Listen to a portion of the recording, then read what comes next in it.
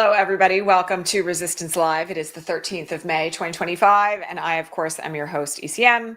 Nice to see you all here today. We have an enormous amount of stuff to talk about over the last few days, not the least of which is this, what I have come to refer to as the bribery plane, which is, of course, one of the biggest breaking corruption scandals ever. With regard to the Trump administration. Second, probably only to what we don't yet know about what he's doing with crypto. We know some of it. We don't know all of it. So we're going to talk about that. And we have a lot more to talk about, especially because many of you on the Patreon feed wanted to know what's going on inside the DNC with regard to David Hogg and Malcolm Kenyatta, because there's kind of burgeoning challenges there. So lots to talk about today. I'm excited you're here. Okay, first things first today for our visually challenged viewers, I am wearing a cream colored turtleneck. I have a camel colored sweater over top. My hair is pulled back. I'm a pink skinned, green eyed, dirty blonde haired woman.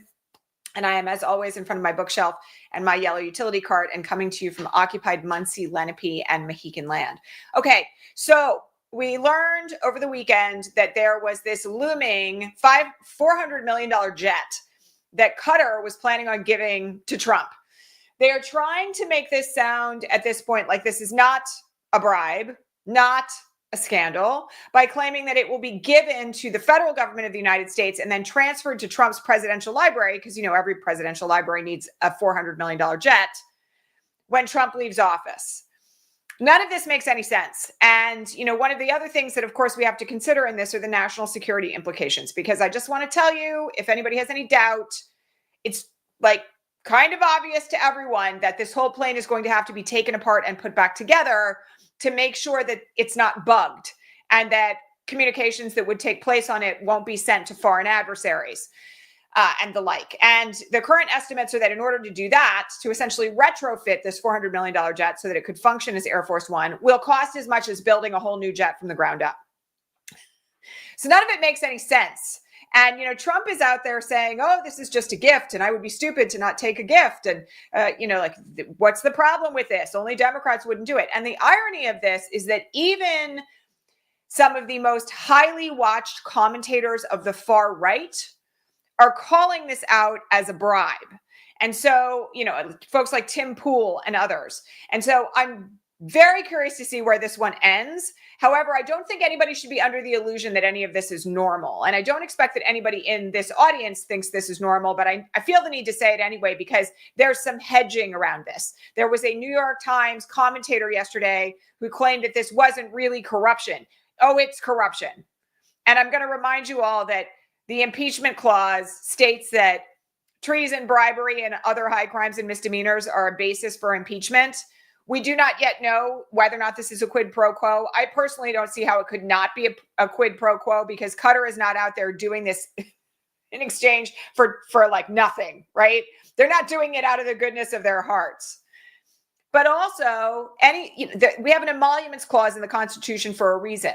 Publicly elected officials are not allowed to accept gifts. When I lived in Washington, D.C., you couldn't even pay for a congressman's dinner if you were taking them out to dinner as a part of your networking efforts. So all of this is quite iffy, to say the least, not to mention that the optics of it are terrible when we know that Medicaid is on the table for cuts under the new Trump budget. And meanwhile, he's planning on flying around in a $400 million gold-gilded jet. Not ideal. Right? Not ideal. I'm not going to tell you the optics aren't beneficial for us, because I think that there's likely to be a huge degree of outrage in the event that Trump actually does end up taking this gift. But we'll have to see what happens with this next. My point in wanting to mention it today is this. There is no question that it is corruption. Anybody who's claiming that it's not corruption is lost in the weeds. We do not allow our elected officials to take private jets, $400 million private jets, as gifts. It's actually completely unlawful under the Constitution. So that is what it is. We have other kind of very strange things happening inside this realm. Many of you know that last week, Trump fired the librarian for the Library of Congress, the head librarian. This was very clearly an attempt to oust the first Black female librarian of Congress. For those of you who don't know, by the way, because there seemed to be a fair amount of confusion about this in the last couple of days from Trump's White House press secretary. The Library of Congress does not function like a regular library. Children cannot go to the Library of Congress and take out books. That's not how it works. The way the Library of Congress functions is that literally any book that's published inside the United States, including my book, is inside the Library of Congress. It is a repository for all published books. Now, you may be thinking ahead already about the fact that it might be like a really bad idea to put an ideologue in charge of the Library of Congress. Why? Because if they start messing with what's contained in the Library of Congress, we might lose a record of some really important books.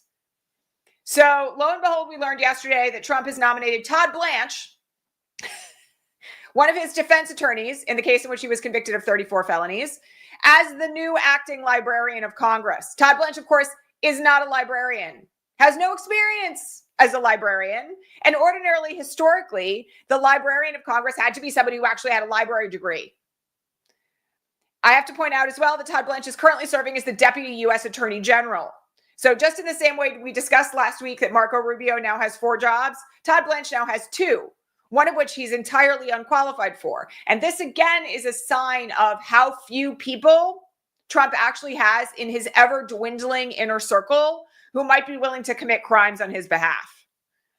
So again, very, very strange, very, very odd, not at all normal, and also something that, we have yet to see how this whole thing shakes out, because obviously Todd Blanche is not going to be spending his time walking the halls of the Library of Congress.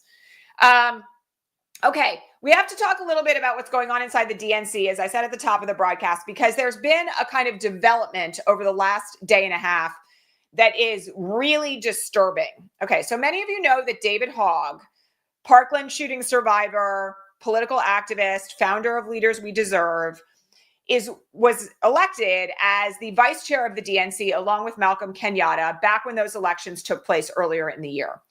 And David Hogg has since, and I happen to agree with this, started an initiative to try to primary Democratic office holders in blue states who are not fighting back against the Trump administration. I don't think this is a bad idea. This is actually how AOC originally got elected. She primaried like an old school blue dog Democrat. I am personally not opposed to primarying any Democrat who is actually not pulling their weight against fascism. I don't have any issue with this.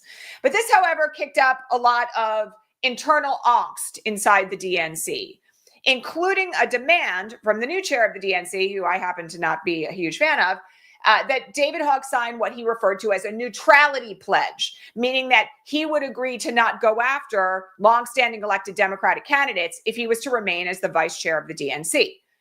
This has now collided with something that started out right after the elections of David Hogg and Malcolm Kenyatta, that didn't have anything to do, it was long before David Hogg raised this issue of wanting to primary old school blue dog Democrats.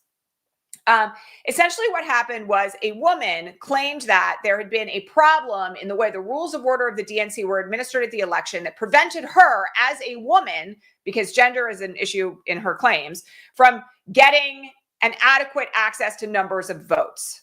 This complaint, as I said, was filed like literally right after the election, had nothing to do with David Hogg or Malcolm Kenyatta. But now, because the DNC doesn't like what David Hogg has done, they are entertaining her complaint. And what that means is that there may have to be a re-election to the seats that are currently occupied by both David Hogg and Malcolm Kenyatta, because they were elected in the same process, in order for the two of them to keep their seats. Okay, I have to tell you, all know Malcolm is a friend of mine, and I've worked with him on a bunch of different stuff. I'm really pissed off about this. And, frankly, he apparently posted on X, where I no longer hang out, that he himself is very pissed off about this. Not because of David, but because of the entertaining of this particular complaint, which up until David did what he did, they didn't really seem to think had much merit. So there's an attempt here right now to essentially undercut the election of young blood inside the DNC, right? Because, David Hogg, very young, very active, Gen Z candidate. Malcolm is a millennial, rising star in the Democratic Party. Personally, I am really bothered by the way that this is going down. And again, we're going to have to see whether or not it follows through to a whole new election for vice chairs of the DNC, but that's the story. And I just have to tell you that if David Hogg saying that he thinks that old school Democrats who are not standing up to Trump should be primaried is enough to cause this much disruption inside the DNC itself and the senior leadership of the DNC isn't really doing its job in the first place. Because anybody who's looking at this going like, oh, maybe we don't actually really need Democratic candidates who stand up to Trump. Ooh, we're scared of what that could mean if people try to primary those people, is really missing the forest for the trees. So I'm bothered by it. And again, we don't know what the outcome of it's going to be, but I was asked by someone on the Patreon feed to explain it, and that's the story. Another thing that I was asked to explain this morning on the Patreon feed, reminder, if you want to ask me questions, you can head on over there to patreon.com/resistancelive. I was asked to explain how the pro bono world works for purposes of understanding what the law firms that have caved to Trump's EOs might be on the hook for. Okay, so inside big law, usually there is a pro bono department, meaning big law, like the top 20 law firms in the country, one of which I practiced in for a long time. The way that it works is usually ordinarily inside big law firms, there is either a pro bono department or an assigned pro bono partner. And because often these law firms are part of pledges to bar associations that say everybody inside the firm is going to commit to 50 hours a year of pro bono work, which, by the way, is less than 1 week, because most big law lawyers are working like 60, 70, 80, 90-hour weeks on the regular. Those pro bono partners or the pro bono committee or department will determine what cases will be brought into the firm on a pro bono basis. Often these cases are considered to be sort of like high stakes cases where the plaintiff can't afford representation. So let's just say like a really significant First Amendment case in a public school district where a group of kids engaged in a protest at a public school and were detained or expelled. That would be an example where their parents maybe don't have the money to afford lawyers to present a First Amendment challenge, but the case itself has the potential to break new ground. That might be an example. A couple of the cases that I handled pro bono when I was working inside a big law firm, I worked on behalf of victims of 9/11 before the Victims' Compensation Fund. All those cases were handled pro bono. I was a part of an organization. There was a mass pro bono organizing effort called Trial Lawyers Care, where people who were litigation lawyers, trial lawyers like myself, were called in pro bono to do work on behalf of families. Some of the most incredible work I've ever done. Human rights cases, also things that I handled on a regular basis, are generally handled pro bono. There are some significant exceptions to that. Sometimes they might be handled, if they're civil cases seeking damages, in a manner where a cut of those damages will be returned to the law firm at the end, but most of them are handled pro bono. Another example, I did work on behalf of Lighthouse, what's now called Lighthouse. It used to be Lighthouse for the Blind. The firm that I worked for represented their board. That is a huge nonprofit in New York City for a very long time. And I did work on behalf of them. Okay, so again, these are some examples of how the pro bono work can work. The issue here with the way in which some of these big law firms have capitulated is that they have promised to dedicate a certain percentage of their pro bono work to quote unquote conservative causes. So what does that mean? Well, if they're going to stick by it, which presumably they are, they wouldn't have signed off on this, that could mean they will end up representing insurrectionists. Maybe they'll end up representing conservative organizations. They could even end up representing organizations like the KKK or the Proud Boys pro bono. All right. And again, nobody knows exactly how this is going to shake out yet, but they have committed to representing pro bono cases across the ideological spectrum, which is not anything that any pro bono committee or partner, at least to my knowledge, has ever committed to historically inside big law. So how this will happen is anybody's guess at this point. But that is generally how big law firms consider how they're going to allocate pro bono time. Okay, we have to talk about a couple of things here that are very disturbing. The first is I just want to follow up on the story that I amplified a week ago today about what was happening at Newark Airport. At that point, there was not really any major mainstream coverage beyond a story here and there of what was happening at Newark with regard to these extraordinarily long delays, the fact that there had been a loss of communication for up to 90 seconds with the planes and the air traffic controllers. That had happened at Philadelphia as well. Well, lo and behold, since last Friday, that has happened twice more. In addition to that, we learned yesterday that Newark Airport, which by the way fields 1,200 flights a day, has been operating with 3 air traffic controllers when the recommended number for every shift is 14. Again, I have to say, as someone who lives in fairly close proximity to Newark Airport, this is extremely disturbing. And while, yes, there were people from the former FAA folks on MSNBC yesterday saying you don't have any reason to be concerned about your safety, I personally am very concerned about what could happen if and when the systems going down that allow ATC to communicate with airplanes are down for more than 90 seconds, or perhaps down for 90 seconds at a really critical moment, because it endangers not just people who are flying airplanes or on airplanes, but also people on the ground.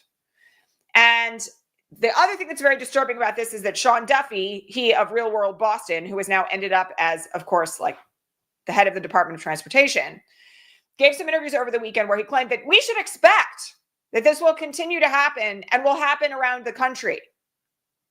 Right now, there are 7-hour delays of flights at Newark because of this.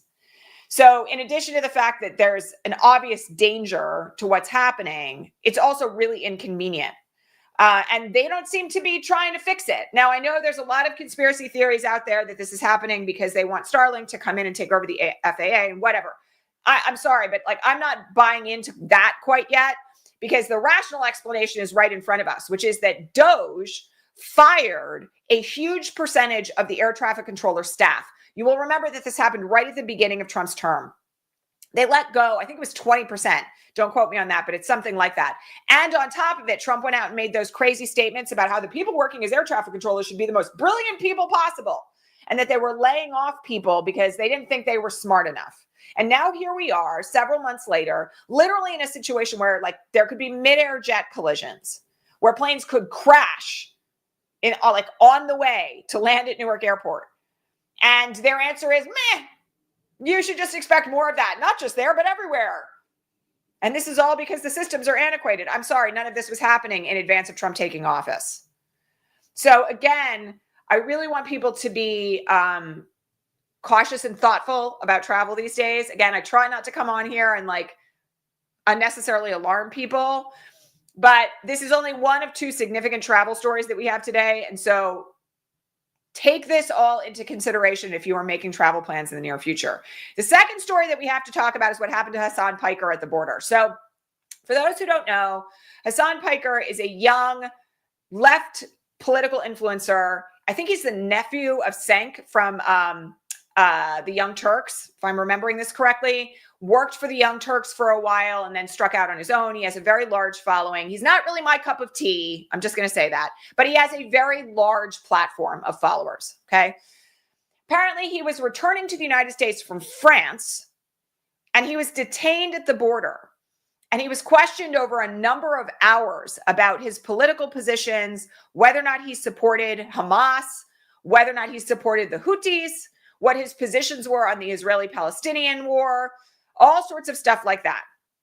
And he was eventually released, and they did not seize his devices. But nonetheless, I have been flagging this as a potential moment since Trump took office, that I have been concerned about what was going to start happening to journalists and left-leaning political influencers as they tried to cross the border.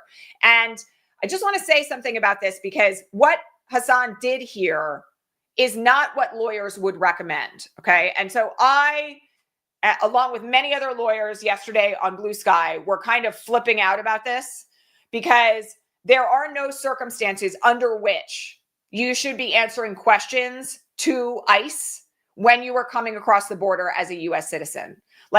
The only answer that you should be giving is, I invoke my right to counsel and to remain silent, and I will not answer questions until a lawyer is present to represent me. Stop. Shut the F up. Don't say another word. That's it. Because what you are doing, if you communicate with them and you answer questions, is potentially giving them evidence that they don't have to detain you. Now, I know there are plenty of people out there who are going to say, well, they'll detain you anyway. I'm sorry, but you know what? If they're going to detain you, they're going to detain you. right? Like, if they're going to send you to a detention facility, they're going to do it whether you say anything or not. And you should not make their job easier. On top of that, it is much easier for a lawyer to get you out of detention if you have not said something that gives ICE an excuse to detain you.